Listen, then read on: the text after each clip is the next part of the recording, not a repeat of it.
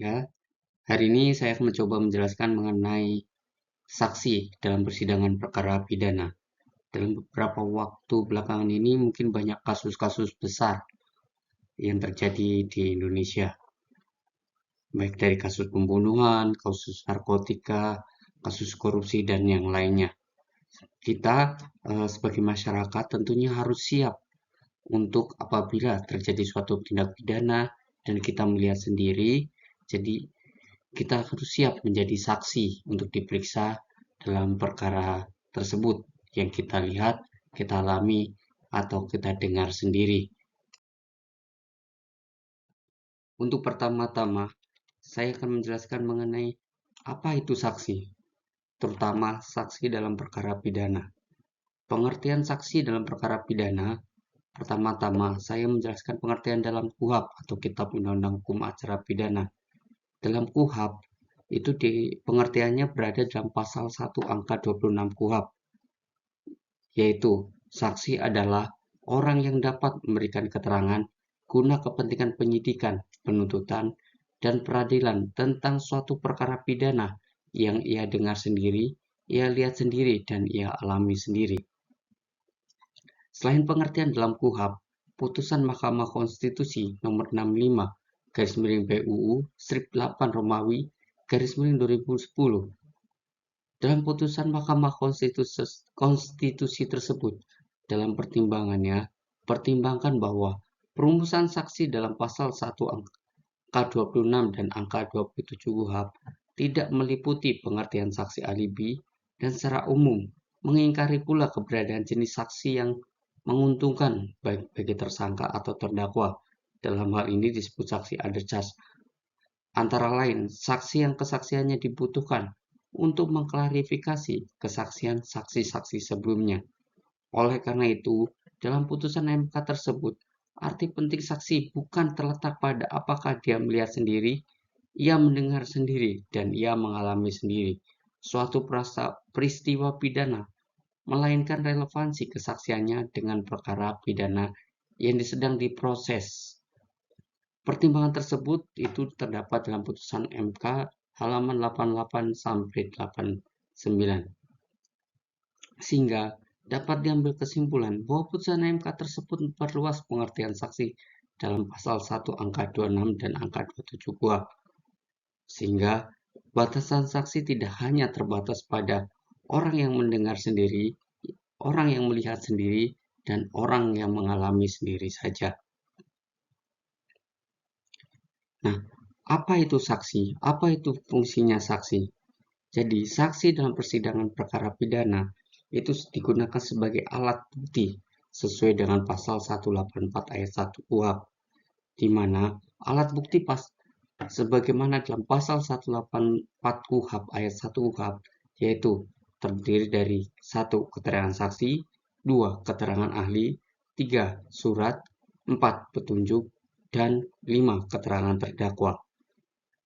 Dalam materi hari ini, saya hanya fokus pada penjelasan mengenai apa itu saksi dan apa itu alat bukti keterangan saksi.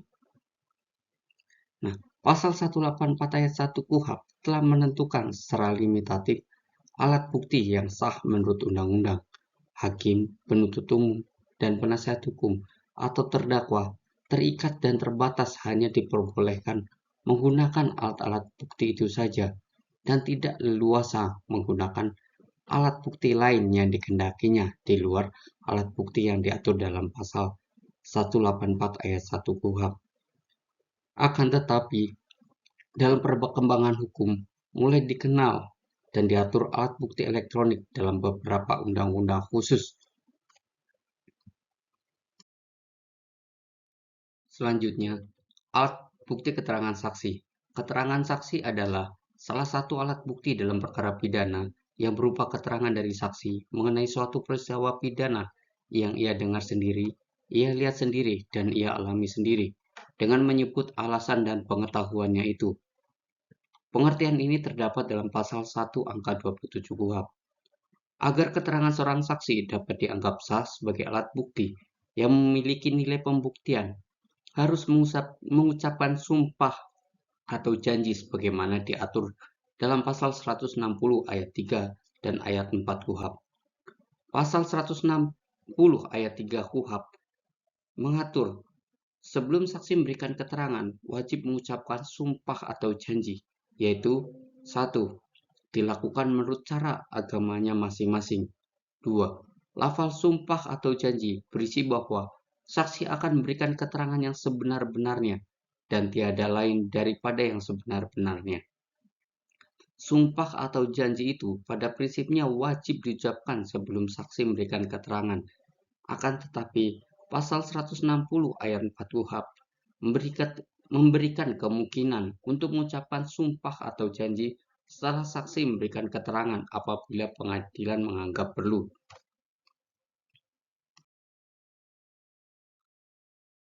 Lalu, apakah kita apabila dipanggil sebagai saksi, karena misalnya kita melihat ada suatu peristiwa pidana berupa pencurian, kita melihat ada orang yang melakukan pencurian, sehingga kita dianggap sebagai saksi karena kita melihat, mendengar, atau mengalami peristiwa berupa pencurian, maka kita tentunya akan diperiksa di pengadilan apabila kita dipanggil menjadi saksi di pengadilan. Nah, ketika kita dipanggil di pengadilan, bolehkah kita menolak untuk mengucapkan sumpah atau janji ketika akan diperiksa? Hal ini sudah diatur dalam pasal 161 ayat 1 dan ayat 2 KUHP, yaitu 1. Dalam hal saksi atau ahli tanpa alasan yang sah menolak untuk bersumpah atau berjanji sebagaimana dimaksud dalam pasal 160 ayat 3 dan ayat 4, maka pemeriksaan terhadapnya tetap dilakukan. Jadi ketika kita menolak untuk bersumpah atau berjanji ketika diperiksa sebagai saksi, pemeriksaannya tetap dilakukan. Sedang ia dengan surat penetapan hakim ketua sidang dapat dikenakan sandera di tempat rumah tahanan negara paling lama 14 hari. Ayat 2-nya, dalam hal tenggang waktu penyandaran tersebut telah lampau dan saksi atau ahli tidak mau disumpah atau mengucapkan janji, maka keterangan yang telah diberikan merupakan keterangan yang dapat menguatkan keyakinan hakim.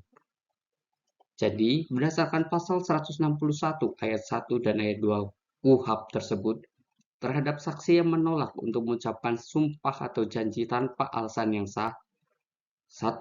Dapat dikenakan sandera. 2. Penyanderaan dilakukan berdasar penetapan hakim ketua sidang. 3. Penyanderaan dalam hal seperti ini paling lama yaitu 14 hari. Penyanderaan ini seperti tadi dijelaskan dalam pasal 161 ayat 1 KUHP itu dilakukan di rumah tahanan negara. Nah, keterangan saksi yang tidak disumpah atau mengucapkan janji bukan merupakan alat bukti yang sah, tetapi hanyalah menguatkan hakim atau menguatkan keyakinan hakim. Memang, keterangan yang diberikan tanpa disumpah karena saksi menolak untuk mengucapkan sumpah atau janji bukan merupakan alat bukti. Namun, pasal 161 ayat 2 KUHP menilai kekuatan pembuktian keterangan tersebut dapat menguatkan keyakinan hakim apabila pembuktian yang telah ada telah memenuhi batas pembuktian. Maksudnya di sini memenuhi batas pembuktian adalah saudara bisa mengeceknya di pasal 183 KUHP.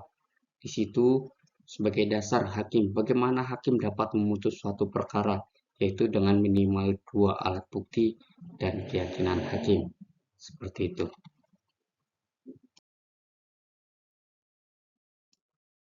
Lalu, apakah ada saksi atau seorang yang diperiksa boleh memberikan keterangan tanpa disumpah atau mengucapkan janji?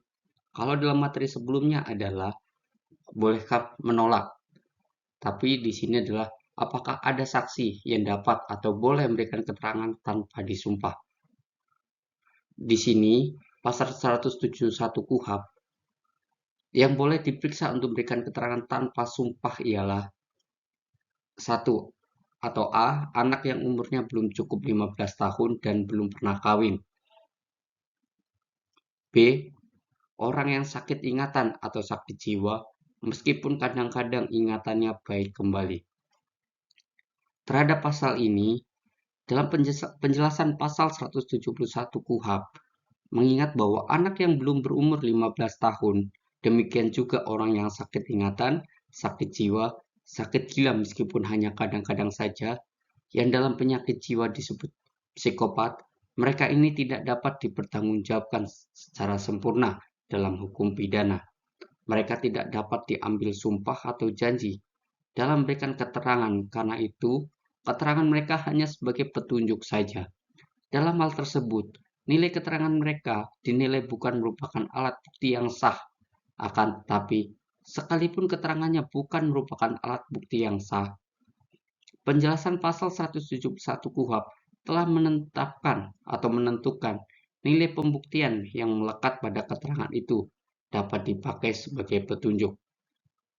Hal tersebut dikuatkan dengan pasal 185 ayat 7 KUHP yang mengatur keterangan dari saksi yang tidak disumpah, meskipun sesuai satu dengan yang lainnya, tidak merupakan alat bukti. Namun apabila keterangan itu sesuai dengan keterangan dari saksi yang lain, saksi yang disumpah dapat dipergunakan sebagai tambahan alat bukti sah yang lain. Jadi, dalam mengambil kesimpulan dalam hal ini ialah pasal 185 ayat 7 KUHP tanpa mengurangi ketentuan lain dalam pasal 161 ayat 2 maupun pasal 169 ayat 2 dan penjelasan pasal 171 KUHP, sehingga dari hal tersebut dapat ditarik kesimpulan. 1. Semua keterangan saksi yang diberikan tanpa sumpah dinilai bukan merupakan alat bukti yang sah. Jadi dalam hal ini, apabila menilai pasal 171 ini, KUHP ini, keterangan yang tanpa disumpah itu dianggap bukan merupakan alat bukti yang sah. Walaupun keterangan yang diberikan tanpa sumpah itu saling bersesuaian dengan yang lain, sifatnya tetap bukan merupakan alat bukti. 2. Tidak mempunyai nilai pembuktian. Setiap keterangan tanpa sumpah pada umumnya tidak mempunyai kekuatan pembuktian. Sifatnya saja pun bukan merupakan alat bukti yang sah, dengan sendirinya tidak mempunyai nilai pembuktian. 3. Akan tetapi dapat dipergunakan sebagai tambahan alat bukti yang sah, sekalipun keterangan tanpa sumpah bukan merupakan alat bukti yang sah dan juga tidak memiliki kekuatan pembuktian. Pada umumnya, keterangan itu dapat dipergunakan sebagai tambahan. Di sini perlu digarisbawahi adalah dapat dipergunakan sebagai tambahan untuk menyempurnakan kekuatan alat bukti yang sah, yaitu dapat menguatkan keyakinan hakim seperti yang disebut pada pasal 161 ayat 2 KUHP. B. Dapat dipakai sebagai petunjuk seperti dalam pasal 171 KUHP.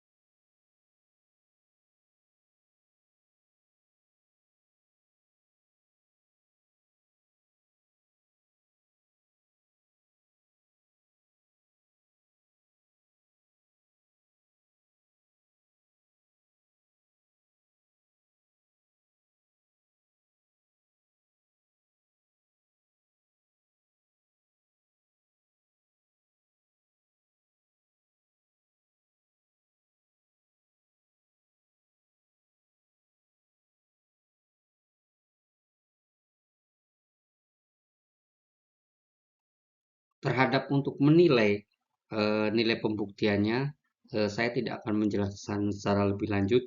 Saya hanya akan menjelaskan mengenai seperti tadi yang saya sampaikan bahwa dapat tidaknya saksi diperiksa. Seperti itu. Bagaimana? Apa yang harus kita terangkan ketika diperiksa sebagai saksi di pengadilan? Nah, keterangan seperti apakah yang diberikan oleh kita ketika diperiksa sebagai saksi? Nah, ketika kita diperiksa sebagai saksi dengan disumpah sebagaimana pasal 160 ayat 3 KUHP, tentunya saksi harus memberikan keterangan yang sebenarnya dan tiada lain daripada yang sebenarnya tentang suatu peristiwa pidana yang disangkakan atau didakwakan kepada orang yang diduga atau didakwa melakukan tindak pidana. Jadi titik beratnya adalah memberikan keterangan yang sebenarnya dan tiada lain daripada yang sebenarnya. Jadi terkait dengan peristiwa pidana yang kita alami sendiri, kita lihat sendiri, kita dengar sendiri, atau kita ketahui, baik itu keterangan yang memberatkan bagi orang yang dianggap melakukan tindak pidana atau disangka atau didakwa melakukan tindak pidana, atau keterangan yang dapat menguntungkan bagi orang yang disangka atau didakwa melakukan tindak pidana. Dalam hal ini, seorang saksi ketika berikan keterangan di bawah sumpah itu tidak boleh berbohong. Harus menerangkan secara jelas apa yang dia lihat, dia dengar, dia alami, atau dia ketahui. Tentunya yang punya relevansi dengan suatu peristiwa pidana yang terjadi. Apabila dalam hal ini saksi ini tidak boleh memberikan pendapat, atau menjawab seperti mungkin, itu adalah suatu jawaban yang tidak jelas. Sehingga apabila misal kita diperiksa sebagai saksi kita lupa, akan lebih baik kita menjawab lupa dan tidak berandai-andai. Karena nanti keterangan saksi ini akan jadi alat bukti yang untuk memperjelas suatu tindak pidana, suatu peristiwa pidana. Apakah pelaku yang didakwa melakukan tindak pidana itu bersalah atau tidak bersalah. Apabila kita berandai-andai, tentunya itu akan mengaburkan suatu peristiwa pidana.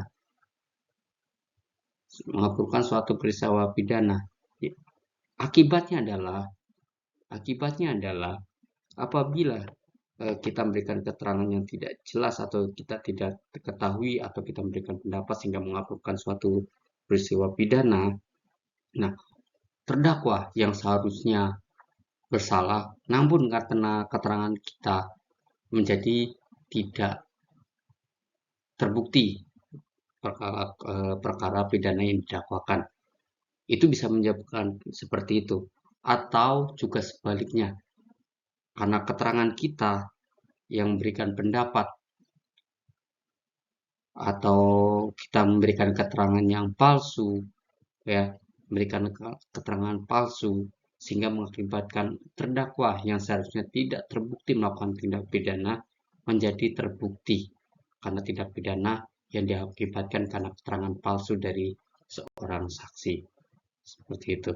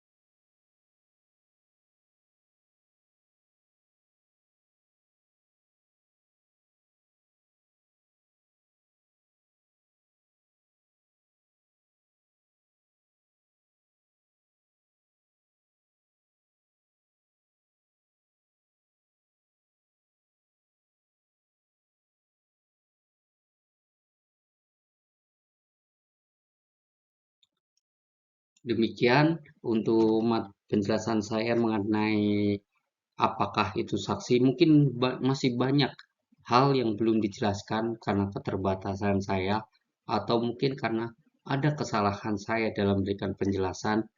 Mohon dimaafkan. Mungkin untuk memperjelas atau memperdalam pengertian saksinya, saudara-saudara dapat mencari sendiri atau mempelajari atau mencari rujukan, baik dari buku-buku atau membaca peraturan perundang-undangan lain atau bertanya terhadap profesor-profesor atau ahli-ahli hukum yang mengerti mengenai hal tersebut. Nah, dalam menulis atau menjelaskan materi ini, saya merujuk terhadap dua buku rujukan, yaitu pertama buku yang ditulis oleh M. Yahya Harahap mengenai pembahasan permasalahan dan penerapan KUHP, pemeriksaan sidang pengadilan, banding, kasasi, dan peninjauan kembali. Itu buku rujukan pertama. Saya yang pertama. Yang kedua adalah Kitab Undang-Undang Hukum Acara Pidana yang ditulis oleh M. Karyadi dan R. Susilo. Itu dua buku rujukan yang saya pakai untuk dalam menjelaskan materi tentang apakah itu saksi. Nah, terhadap undang-undangnya sendiri, jelas itu saya menggunakan Kitab Undang-Undang Hukum Acara Pidana atau Undang-Undang Nomor 8 tahun 1981 tentang Hukum Acara Pidana dan Kitab Undang-Undang Hukum Pidana itu sendiri. Seperti itu. Terima kasih telah mendengarkan materi saya. Sampai jumpa pada materi selanjutnya.